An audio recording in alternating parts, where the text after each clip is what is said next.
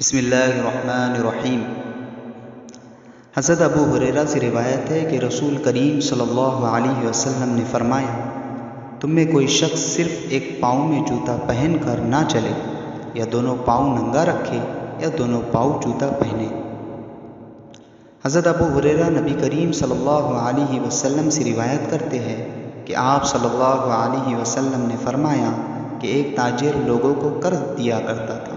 جب کسی کو تنگ دست پاتا تو اپنے نوجوانوں سے کہتا کہ اس کو معاف کر دو، شاید کہ اللہ تعالیٰ ہم لوگوں کو بھی معاف کر دے۔ چنانچہ اللہ تعالیٰ نے اس کو بھی معاف کر دیا۔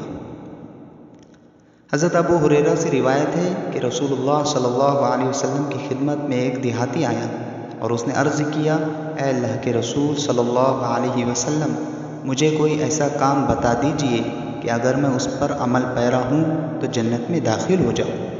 آپ صلی اللہ علیہ وسلم نے فرمایا، اللہ تعالیٰ کی عبادت کرو اور اس کے ساتھ کسی کو شریک نہ کرو، نماز پابندی سے پڑھو اور فرض کی گئی زکوٰۃ ادا کرو اور رمضان کے روزے رکھو۔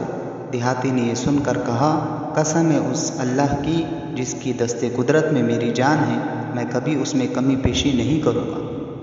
پھر جب وہ پشت پھیر کر چلا گیا تو رسول اللہ صلی اللہ علیہ وسلم نے فرمایا، جس آدمی کو جنتی آدمی دیکھنے سے خوشی ہو تو وہ اس شخص کو دیکھ لے۔ حضرت ابو ہریرہ سے روایت ہے کہ رسول اللہ صلی اللہ علیہ وسلم نے فرمایا، جب مسلمان یا مومن بندہ وضو کرتا ہے اور اپنا چہرہ دھوتا ہے تو اس کے چہرے سے پانی کے ساتھ یا پانی کے آخری قطرے کے ساتھ وہ تمام گناہ معاف ہو جاتے ہیں جو اس نے اپنی آنکھوں سے دیکھ کر کیے تھے۔ پھر جب وہ اپنے ہاتھ دھوتا ہے تو پانی کے ساتھ یا پانی کے آخری قطرے کے ساتھ اس کے وہ تمام گناہ معاف ہو جاتے ہیں جو اس کے ہاتھوں نے کیے تھے۔ پھر جب وہ اپنے پاؤں دھوتا ہے تو پانی کے ساتھ یا پانی کے آخری قطرے کے ساتھ اس کے وہ تمام گناہ معاف ہو جاتے ہیں جو اس کے پاؤں نے چل کر کیے تھے، حتیٰ کہ وہ گناہوں سے پاک ہو جاتا ہے۔